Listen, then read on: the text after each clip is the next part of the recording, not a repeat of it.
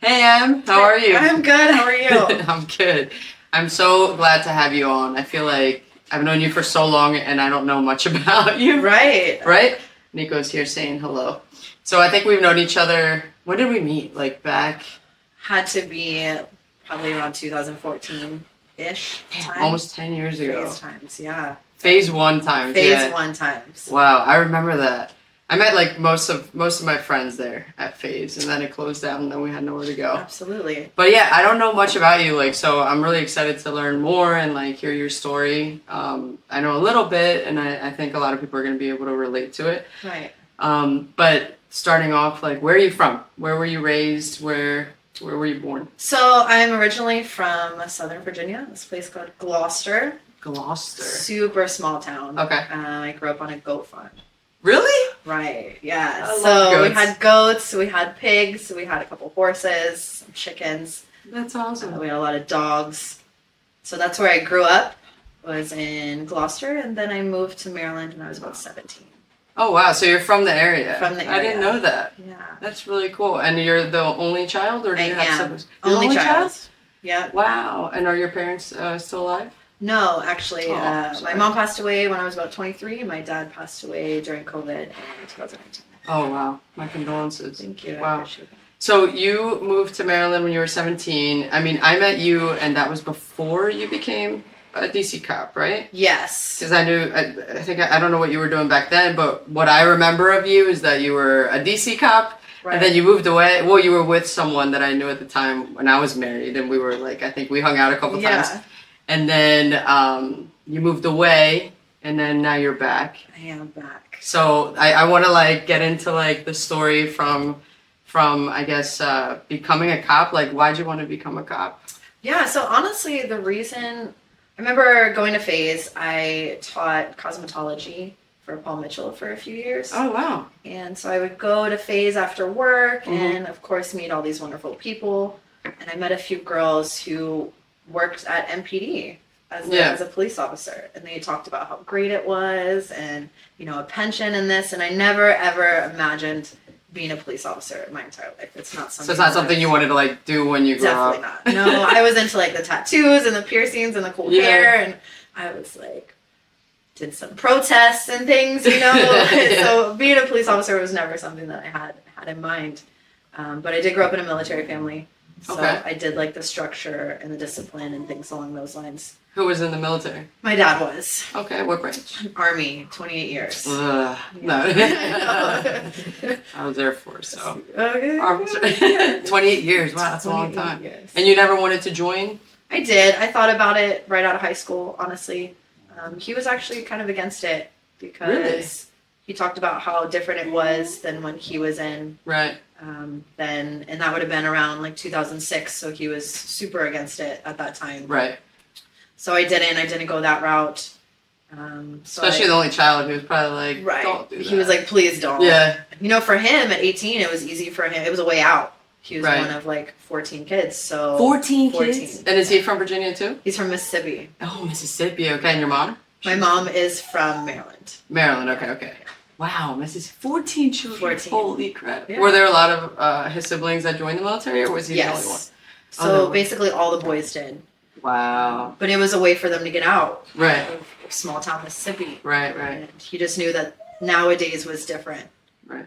than then. So he wasn't for it. Right. Went the opposite route. But you had that structure, like, I mean, I ingrained did. in you from him. I did. Right? Yeah. Yeah. And I appreciated it and I did like it. I do like Right. structure and I did like the discipline of it. So that I appreciated. It just wasn't for me at the time. Right. So you decided to join. I did. So I Okay. decided to join the police force. I knew I wanted to get a job with a pension. So Okay. where I was, you know, there weren't a lot of benefits, as in like healthcare, things like that. And Yeah. I was starting to think about retirement, Mhm. even though I was really young at the time, but still trying to think about the future. Yeah. And these girls talked it up. You know, it's the place to be. You'll have so much fun. And then There were a lot of people that were in the force. I remember that, like, we knew, or I even met a couple people, and I even tried to apply at the time yeah. to the academy, and I had a reckless driving ticket. within the past 3 years. Like I did everything, the obstacle course, the test, like everything. Right. And that was the reason why I couldn't get in. Which doesn't make sense because now they'd probably take you if you had a record. For sure. Yeah. I know. But So damn. So you joined the police force, and then what was like your first, I don't know, position? Like you're just like patrol. Like what did you think of it? Like once you had the uniform on and you're like out on the street. yeah, so it was completely different than what I expected it to be. Really? Of course, the two girls that got me into it left. So I was like, it couldn't have been that great because you guys are going other places. But right out of the academy, I got pulled to do undercover prostitution. Really? So I did that. Wow. Yeah. How was that in DC? It was intense. I did hotel stings, so not like working the streets. Wow. But we did that. You can only do 90-day details because people start to pick up on kind of who you are. Yeah. But I did that, and it was very eye-opening that this was real, and this was. And it happens a lot in DC. Yeah, absolutely. The thing about DC though that I do like what they did in our task force was we more so go after the people that solicit and not the sex workers themselves. Oh wow. Which is good and I think helpful. So I did appreciate that. That's crazy. Is that the only detail that you did? Like, so you did 90 days, and then what did you do? So I did 90 days there. I went back to my district, and then I got mountain bike certified. So I was a bike cop for a while. Yeah. Wow.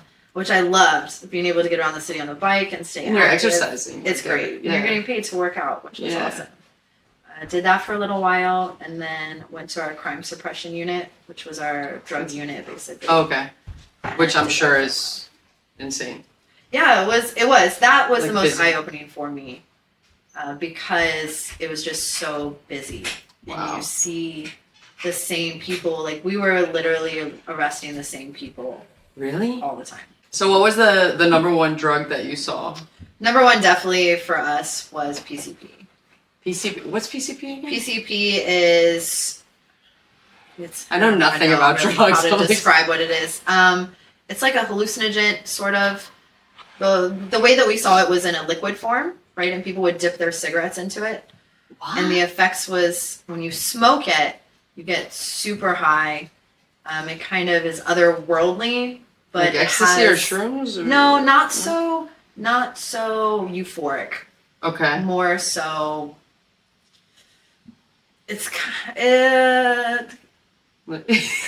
hard to describe, but I know that like the side effects that people usually had was your body temperature increases rapidly. So a lot of people will take their clothes off, so they're naked. That's how I feel before I get my period. Maybe it's similar. It's so hot. You and PCP. And another, there's no pain, so a lot of people do it that way. It kind of blocks your pain receptors, right? Which can be dangerous. And your sense of reality. Heroin, right? Like heroin blocks the. Oh yeah. It's just null and void. So you're complete disassociated from what's actually going on. Yeah. A lot of people see really terrible things and kind of act out. So it's nothing that chills you out. It kind of hypes you up, if anything. Wow. And did you see like more of the younger people in the community? No. So it was actually older. Really? Right. My a big memory I have with a specific arrest is where I locked up this 80-year-old woman. 80? Yeah. It was 80 She doing PCP on the street? She was selling heroin, actually. Selling heroin? Selling heroin. Yeah. Wow. And I remember locking her up, and she had like a walker, and I'm searching this lady, and people are starting to gather, and all they see, right, is me locking up this 80-year-old woman. They have no idea. And they have no idea that we've been watching her sell heroin for the past hour. What? She's so smart. So smart. Did she so when you book somebody for that, how long do they go in for? That I don't know. We just take them down to our district, we process them, then they take them down to CCB, down to the courthouse, and they keep them. And whenever they're arraignment or anything, they get their court date. Okay, so it's you just take them in and then hands off. Yeah. Okay. Yeah. Wow. So how long were you on the force for? 5 years. 5 years. Wow. And then what was your what made your decision? And I know we're speaking on the professional side, but I know on the love side, I think you were in a relationship during that time. I was, yeah. Okay. I was in a relationship as I was actually going through the police academy. Okay. Up until probably about a year before I left. Okay, so a year before you left. And then what made the decision to get out of the force and then move? Where'd you move to? Texas. Texas. Yeah. Because I remember I just saw, like, I used to see you around. And then after my divorce, like, I never saw you again kind of thing. But we were, you were somebody I had and still have on social media. Yeah. So you'd pop up and then you'd be like, you moved, and I'm like, oh, like, I hope she's well, but I knew nothing about you. Right. So what happened that, like, made you decide to make a big change? I mean, you were here your whole life. I was, and I moved more so, and it was pretty drastic and pretty quickly. Yeah. So it wasn't something I had been thinking about for a while. I just had to get out of the city. Yeah. It was draining. My job was draining. I bet. I had gotten out of a relationship. Yeah. My friend group was changing. A lot of people moved away, and I just needed a change. And how old were you at that time? I was 28. 28. So you were, like, in the DMV your whole life. I was. And this was your first change. Yeah. And how did you feel, like, after you moved? Were you happy? Did you miss it back home? Did you want, because now you're back. Right. Yeah. So you're 28. How many years have gone by since you moved? I was there for 2 years. 2 years. How old are you now? 34. You're 34 now. Yeah. You moved 28. You came back 4 years ago? I did. Yeah. What? Yeah. I feel like you just came back. I know. I kind of like months. snuck it in too. I just came back, didn't really tell anybody. Yeah. And I've been here. It'll be 5 years going on in August. Wow. Yeah. So you were there for 2 years. How did you like? I mean, it's the only place you've moved and lived other than the DMV. Like, what do you think of it? I enjoyed it. I had a really good time. My dad lived in Texas. Oh, okay. So I moved to kind of with the spend military. more time with him too, and which we didn't, but that's fine. Aw. I enjoyed Texas. Texas was great. It was a huge culture shock. Very different. Actually, it's very different. Very different. The people were different. Yeah. I'm so used to What part? San Antonio. Oh. Yeah. That's where our, like, boot camp is. Yeah. Lackland. So I've been to San Antonio a bunch. I've had the best, like, Mexican tacos. Oh, absolutely. On, like, a streetcar, Absolutely. like, off the highway. Oh, yes. And they're everywhere. Yeah. And it's amazing. But I definitely missed home. I miss Yeah. the food. I miss the different cultures. And I always knew I would come back home. Right. I knew Texas wasn't like a forever thing. for me. Right. But it's so cool you got to like experience a new place, Which was great. It was good to kind of get out of here and get a Yeah. reset a little bit. Yeah. Go down there, met some great people, and It's awesome. yeah. And then you moved back. Did you move back to Virginia, Maryland? I don't know where you're. I moved back to Maryland. To Maryland. What part of Maryland? I moved to Rockville. Rockville. Oh, that's where my Yeah. good friend Jackie lives. Right. I think we talked about King Farm. Yeah. I used to live right over there. Wow, Yeah. it's a beautiful area. It's great. I love it. It's so peaceful. Yes. Like, that's what she loves about it. And she sends me pictures from, like, the sunsets all the time. Oh, it's like, amazing. yeah. I really like it. And it's not far. You're not far from, like, where you grew up, right? You used to No, live not in at all. Yeah. That's so cool. So you came back, and then did you know what you were going to do? Did you come with, like, a job lined up with a plan, or did you just say, I want to move back? And then... I did. So I knew I wanted to move back. Right. I knew that I could always go back to MPD. Which Oh, you could? You can? I could, yeah. It was so draining, though. I knew that that's not something that I wanted to do for 30 years. It's a lot. It's a lot. Yeah. It's a lot. It's a lot of stress on your body and your mental health and emotional. And I just knew that I saw so many people who are drained and unhappy. Yeah. I didn't Especially in want this to area. choose that. It's things have changed. Oh, absolutely. Yeah, absolutely. things have changed a lot. But wait, so to backtrack a little bit, like you got really sick. I did. Right? When you were in Texas or before Texas? So it's crazy. I remember being in Texas. I found a lump. And I didn't really think anything of it. Right. It wasn't painful. It was small. It didn't pay any attention, really. And that was as soon as I moved to Texas, which was weird. So for a few years, I had it. Nothing was changed. I kind of didn't pay it any mind. Oh, you didn't pay attention to it I for didn't. years? For years. Was it like on the breast or around? It was inside, like inside the breast. Okay. Yeah.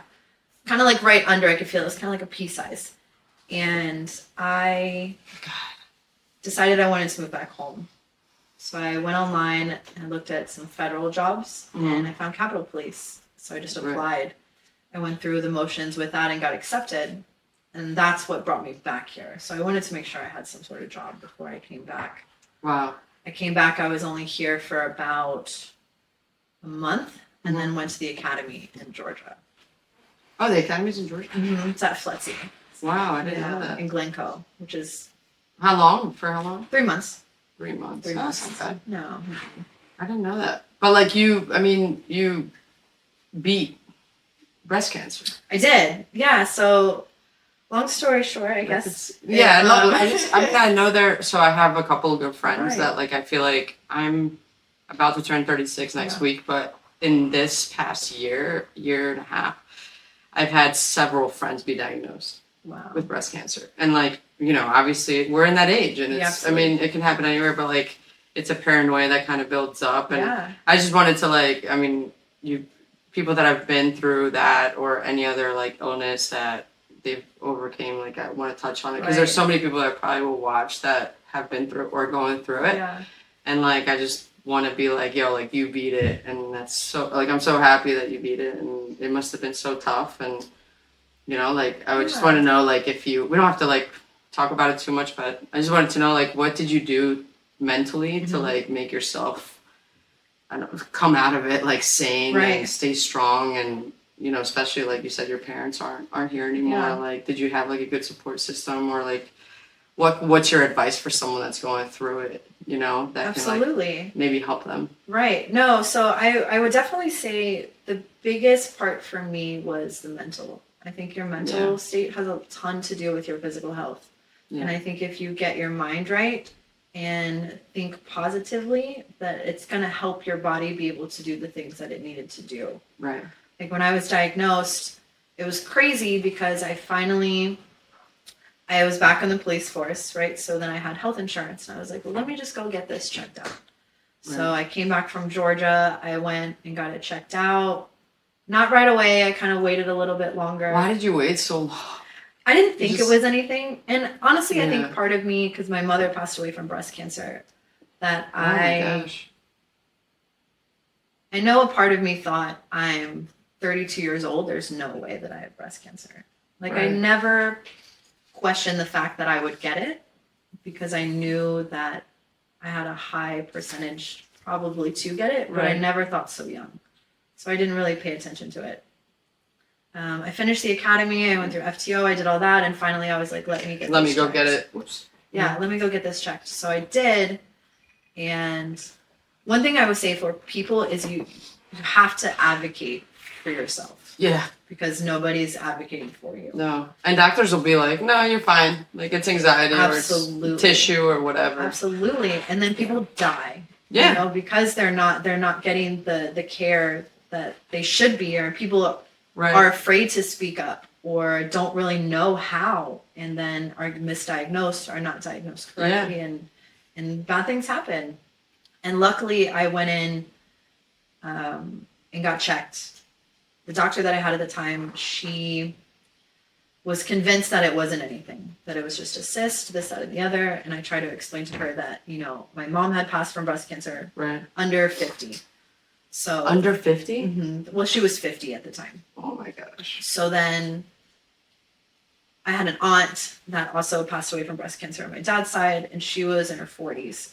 So explaining that to them, they take it a little more seriously, but still wasn't that serious. So I had a mammogram. Mammogram showed us something there, still thought it was just a cyst. Then she did a sonogram. Sonogram was like, it looks different, but I think you're fine. And I was like, well, it's gotten bigger. I've had it for years. I've had a family history of breast cancer. Is there anything else we should do or can do? And she at the time was like, well, let's just monitor. And then she was like, well, because they were so young, why don't we do a biopsy? I don't think it's anything, but let's just do it anyway. The biopsy is the only thing that will really tell, right? Yeah. I think sometimes you can probably tell through like a sonogram or imaging, but if you can't, then what? You know. So we did the biopsy. It was crazy because I have Kaiser, right? So I got my results before my doctor. So I remember going onto my phone, checking my results, convincing myself, that it's nothing. Yeah. And I look at the results and it's these words that I don't recognize. I'm like, well, it doesn't say negative. So let me Google what these words Oh are. my gosh. So I did, and it came up with cancer and all these things, and I was like, this can't be real. So I immediately called my aunt and went over there, and I was with my partner at the time. She was there. Of course, she's super upset. She's like, oh my God, you're gonna die. And I'm like, why don't we just take a step back for a second, you know? And everything happens very quickly. By the time you're diagnosed, my care team called me the next day. I had doctor's appointments, and then I got my report in, and then all of these things. And I remember meeting with my team and my doctor, and I had to record it because I was by myself. And I remember thinking, I'm not processing everything that's going on. I'm not even going to be able to remember what she's talking about. Right. So I was diagnosed with stage 2 with triple negative lobular breast cancer, which is super aggressive and hard to detect. Oh, wow. So I went and got an MRI, found out that I had more than this, just that tumor. I had a few others. Was it just one breast or just one? Both? Okay. Mm-hmm. Yep, just one. Thank God it hadn't spread anywhere else in my body at the time. Which is crazy because you waited years. I waited like usually they years. say that, you know, you have to go in right away because if not, it can spread. Right. And my body did something really great for me. My doctor was never convinced that I had the lump for a while because she was like, if you had this for years, you'd be dead. And I was like, well, I'm telling you, I felt it. But when I went in and when I had surgery, what my body did is actually the big tumor that I had that I could feel, my body encapsulated it with like some sort of scar tissue. So it prevented it from growing spreading as fast as it could have. Wow. Which is really amazing, and I got really lucky with that. Maybe that's your mom looking out for you. Right, definitely. I believe in all of that, Absolutely. like 100%. Somebody was definitely looking out for sure. Wow. And then during that time, I'm imagine that you let the Capitol Police know, like, hey, this is what I'm doing. What do they do when you have to go through treatment? Do they like? So my job was actually was amazing. The people in my job was amazing. Nice. I met really good people when I worked there, and they were great to me. They helped me out a lot with everything that I was going through. Nice. So I can't be thankful enough for everything some of those people did. Wow. For me, support-wise. Fantastic. But you couldn't go into work. You were, right? Like you were completely off until... Right. I was off for a while, and I kind of tried to work at home if I could. Right. And then I was out at the academy. They put me out at the academy. Okay. So I wasn't out the hill, but I could instruct, and I could help with admin or things like that. Wow. Because the hardest thing for me was to be at home with myself.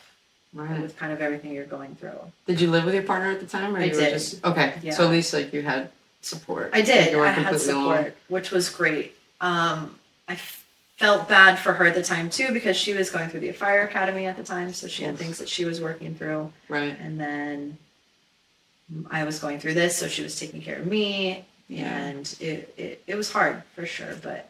And how was your, like, so, I mean, I can't imagine what you went through, right? But, like, how did you stay so strong mentally?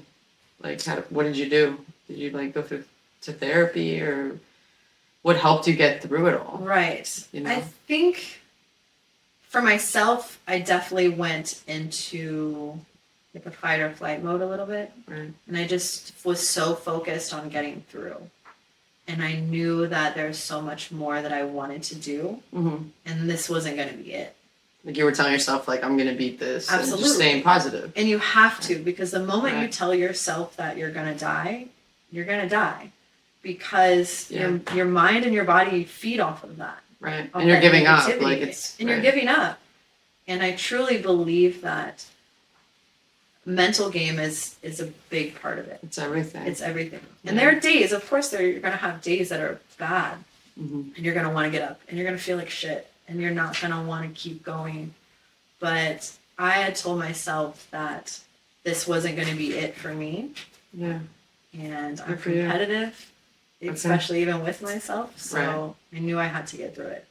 That's amazing. Yeah. Good for you. You say you're competitive. Did you like play sports growing up? I did. Oh, you did? What'd you play? Softball. Me too. Of course. When people ask, like, what'd you play? I'm like, just guess. Like, lesbian softball. Yeah, exactly. Goes together. That's awesome. So, well, you beat it. How long did it take from like being diagnosed to being like you're cancer free?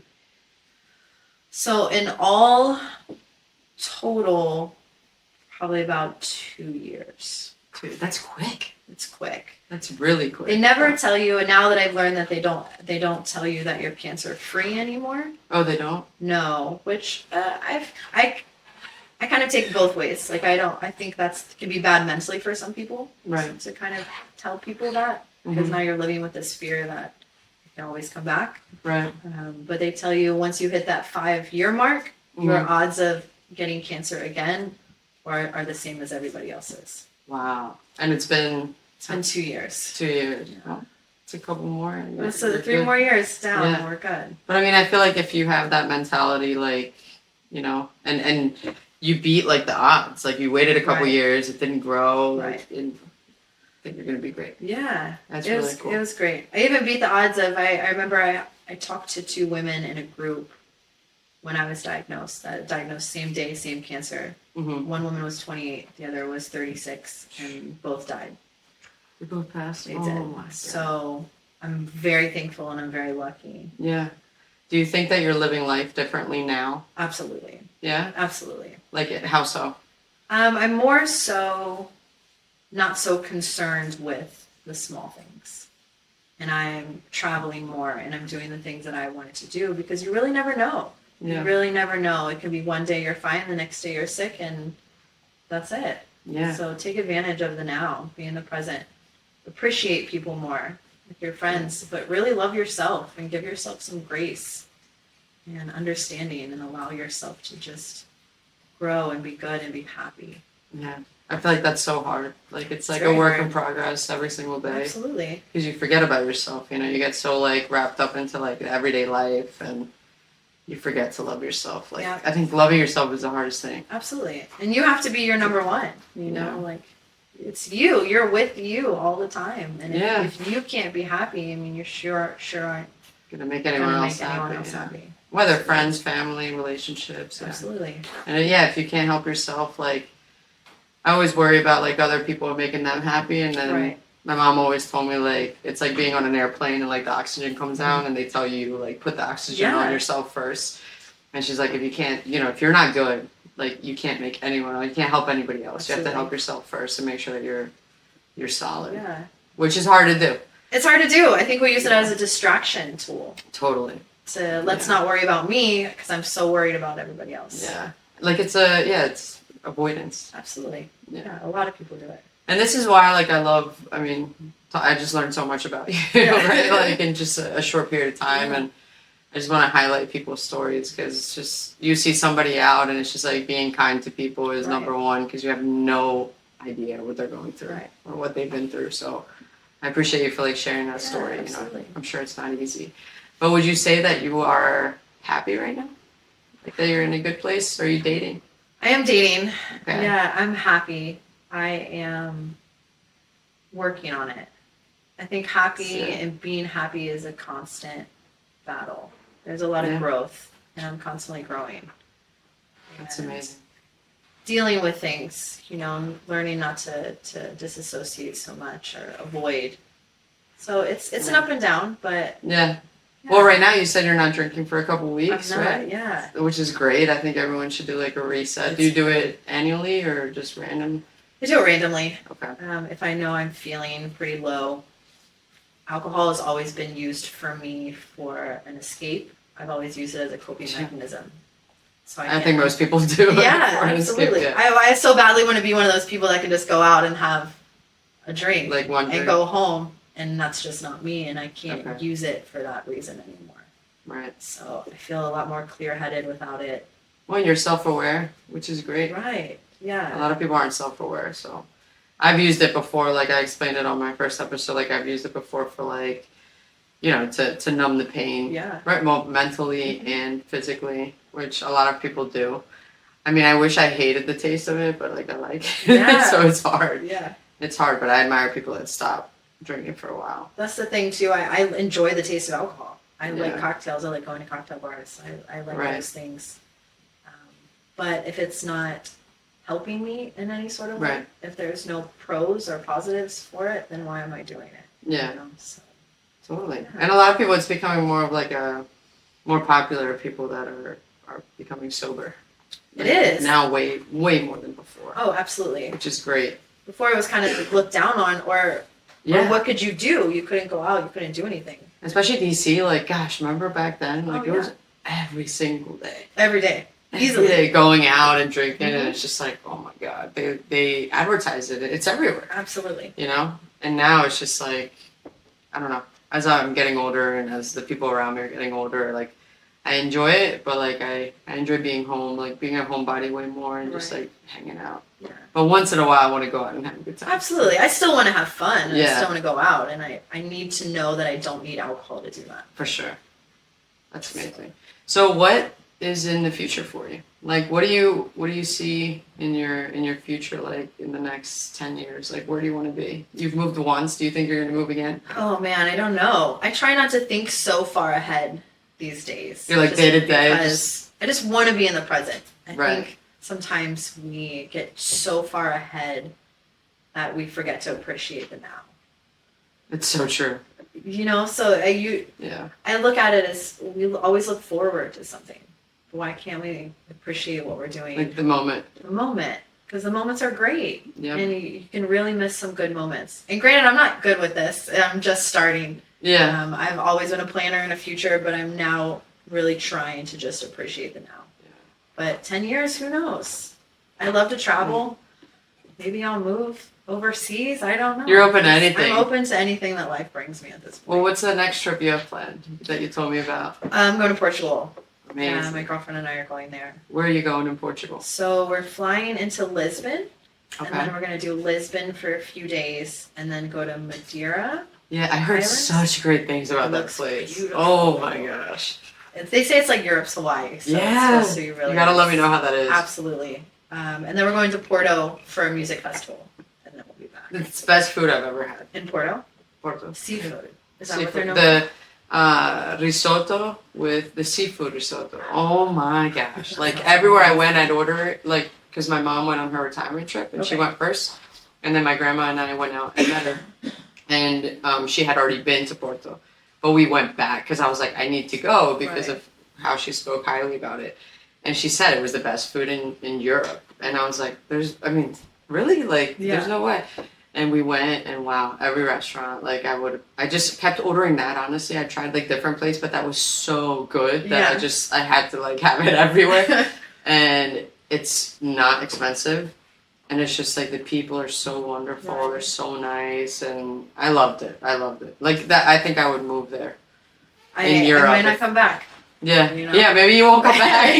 Maybe that'll be my 10-year plan. Yeah. You know? But you'll have to tell everyone there said that we should go to, what is it, Madeira?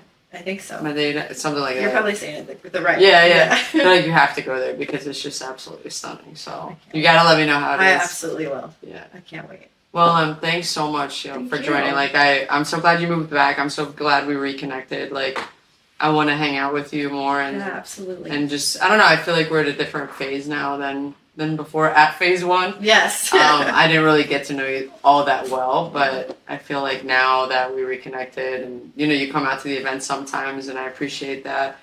And I'm so happy that you came out on the other side that a lot of people don't, you know. I appreciate it. I wish the best for you and your happiness. Thank you. You too. I think everyone deserves to be happy. Yeah. These days, for sure. Well, to close off, what is one piece of advice that you have for people that you think that you've learned throughout your life thus far? Which I think you've said it a bunch already. Yeah. But like, what do you think you want people to know or remember? Just be kind to yourself.